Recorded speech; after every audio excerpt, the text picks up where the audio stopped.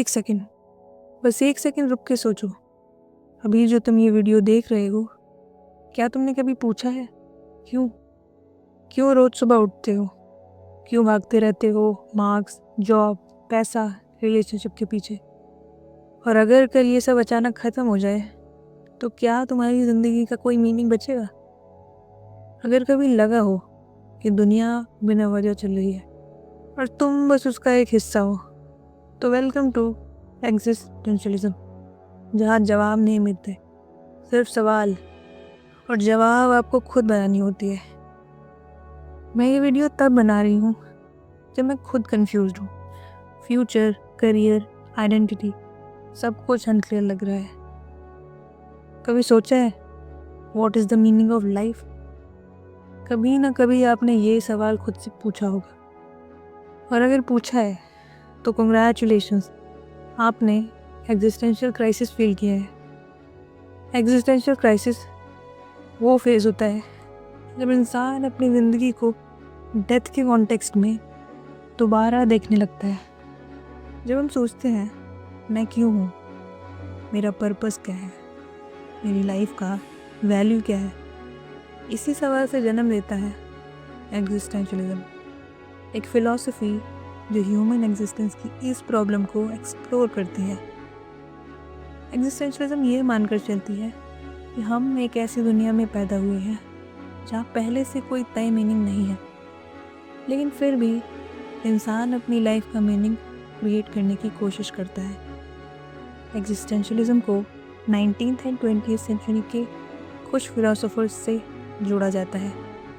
Soren Kierkegaard, Friedrich Nietzsche, Fyodor Dostoevsky, Martin Heidegger, Jean Paul Sartre and Albert Camus.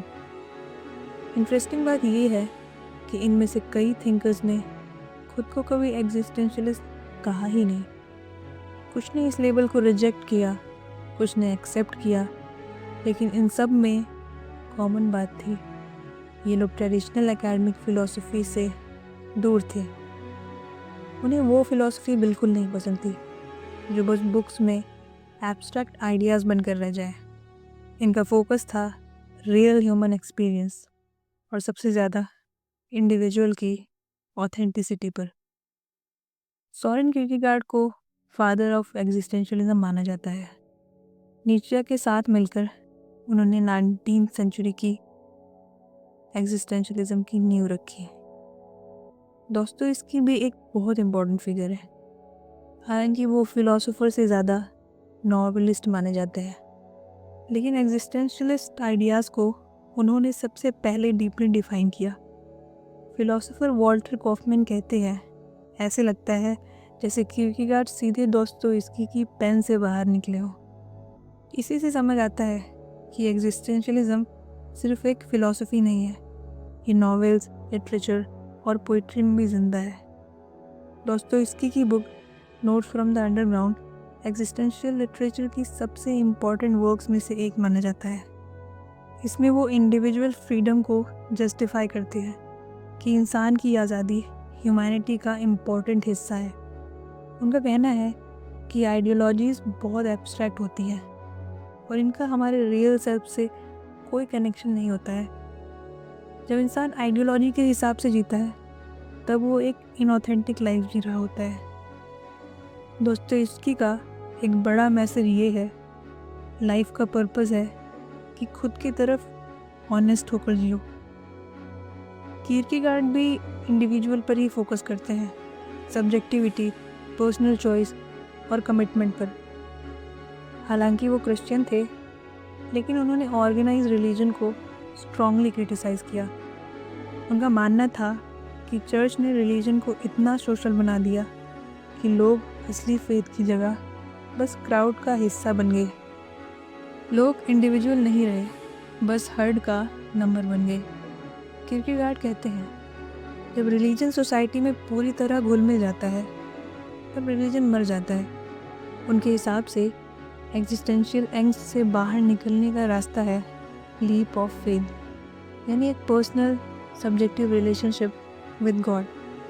ये पूरी तरह irrational लगता है, लेकिन किरकेगार्ड कहते हैं यही सबसे रैशनल चॉइस है। अब आते हैं नीत्शे पर। नीत्शे रिलीजन से पूरी तरह डिसइल्यूजन्ड थे। उनका एक फेमस डायलॉग है, गॉड इज़ डेड। उनके हिसाब से क्रिश्चियनिटी एक स्लेव मोरालिटी रखता है जो पावरफुल लोगों की वर्च्यूज से नफरत करता है और दूसरा गाल आगे कर देना जैसे वैल्यूज सिखाता है। नीत्शे चाहते थे इंसान ऐसे बने जो लाइफ को अफर्म करे, जो खुद नए वैल्यूज़ क्रिएट करे। उन्होंने री इवैल्यूएशन ऑफ ऑल वैल्यूज़ की बात करी और उबरमैन्स यानी ओवरमैन और सुपरमैन का कॉन्सेप्ट दिया, जहाँ इंसान खुद अपने मीनिंग का क्रिएटर बन जाता है। यहाँ आप देख सकते हैं किरकेगार्ड और दोस्तोयेव्स्की थीस्टिक थे और नीत्शे एथीस्टिक। फिर भी टेम्पलेट एक ही था, individual freedom and authenticity. Existentialism word पहली बार 1940s में गैब्रियल मार्सेल ने यूज़ किया। वो एक क्रिश्चियन एग्जिस्टेंशलिस्ट थे और मॉडर्न टेक्नोलॉजिकली डीह्यूमनाइज सोसाइटी पर फोकस करते थे। बाद में मार्सेल ने ये लेबल खुद ही रिजेक्ट कर दिया क्योंकि वो खुद को सार्ट्रे जैसे थिंकर से अलग करना चाहते थे। जॉन पॉल सार्ट्रे ने एग्जिस्टेंशलिज्म को पॉपुलर बनाया। उनका फेमस स्टेटमेंट है, existence precedes essence. Ancient philosophers Plato and Aristotle मानते हैं पहले एसेंस होती है फिर एग्जिस्टेंस, यानी इंसान एक फिक्स्ड नेचर के साथ पैदा होता है। सार्ट्रे इसको पलट देते हैं। वो कहते हैं हम ब्लैंक कैनवस की तरह पैदा होते हैं और अपने एक्शंस से खुद को बनाते हैं, और इसी तरह हमारी ज़िंदगी एक वर्क ऑफ आर्ट है। लेकिन ये फ्रीडम स्केरी भी है। सार्ट्रे कहते हैं man is condemned to be free, मतलब इंसान फंडामेंटली फ्री होता है, पर ये फ्रीडम गिफ्ट नहीं बर्डन है, क्योंकि हम अपने एक्शंस के लिए खुद जिम्मेदार हैं। मार्टिन हेडेगर थ्रोननेस की बात करते हैं। हम सब एक ऐसी दुनिया में फेंक दिए जाते हैं जिसे हमने खुद नहीं चूज़ किया। हमारी फैमिली, कल्चर, टाइम पीरियड, ये सब फैक्टिसिटीज़ हैं। दुनिया हमसे पहले थी और दुनिया हमारे बाद भी रहेगी। सार्ट्रे इसे समराइज़ करते हैं, freedom is what you do with what's been done to you. लेकिन जब इंसान अपनी पूरी फ्रीडम को रियलाइज़ करता है तो एक डर पैदा होता है। इसी डर से लोग अपनाते हैं बैड फेथ, यानी अपनी फ्रीडम को डिनाई करना। सार्ट्रे एग्जाम्पल देते हैं एक वेटर का जो अपनी जॉब से खुश नहीं है, लेकिन खुद को कन्विंस कर लेता है कि यही उसकी डेस्टिनी है। किरकेगार्ड इसे कहते हैं anxiety is the dizziness of freedom. या तो इंसान इन्फिनिट पॉसिबिलिटीज़ में खो जाता है या फिर फाइनाइट में। सोसाइटी जो कहती है वही करता रहता है। हेडेगर इसे कहते हैं डास मैन, द डे, जहाँ इंसान खुद नहीं जीता बल्कि वैसा जीता है जैसा लोग जीते हैं। अब आते हैं एल्बर्ट कामू पर। कामू एग्जिस्टेंशलिस्ट कहलाना पसंद नहीं करते थे। उन्होंने एब्सर्डिज्म फिलॉसफी दी। एब्सर्ड है इंसान का मीनिंग खोजने की कोशिश और यूनिवर्स का साइलेंस। कामू कहते हैं I do not believe in God and I am not an atheist. The myth of Sisyphus में सिसिफस एक पत्थर को पहाड़ पर चढ़ाता है जो हर बार नीचे गिर जाता है। ये हमारी ज़िंदगी का मेटाफर है। हम सब अपने अपने पत्थर ढो रहे हैं एक डिफरेंट यूनिवर्स में। एग्जिस्टेंशलिज्म की ये सिर्फ शुरुआत है, लेकिन अगर आप ऑथेंटिसिटी, फ्रीडम, रिस्पॉन्सिबिलिटी और इंडिविजुअलिटी को समझ लें तो शायद अपनी लाइफ का मीनिंग खुद क्रिएट करना शुरू कर दें। एग्जिस्टेंशलिज्म कोई फ़िलॉसफी नहीं है जो आपको रेडीमेड आंसर्स दे दे।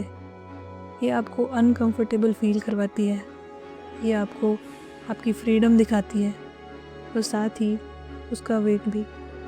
किरकेगार्ड कहते हैं खुद बनो, नीत्शे कहते हैं खुद वैल्यूज़ क्रिएट करो, सार्ट्रे कहते हैं तुम वही हो जो तुम करते हो। कामों कहते हैं, मीनिंग नहीं है, फिर भी जियो। शायद लाइफ का मीनिंग ढूंढना इम्पोर्टेंट नहीं है। शायद लाइफ का मतलब जीना ही है, ऑनेस्टली, ऑथेंटिकली, बिना भीड़ के पीछे भागे। क्योंकि इस इनडिफरेंट वर्ल्ड में अगर कोई मीनिंग है तो वो वही है जो आप खुद क्रिएट करते हो। Thank you for watching. अपने व्यूज़ कमेंट्स में ज़रूर बताना, और ऐसे वीडियोस देखने के लिए हमारे चैनल को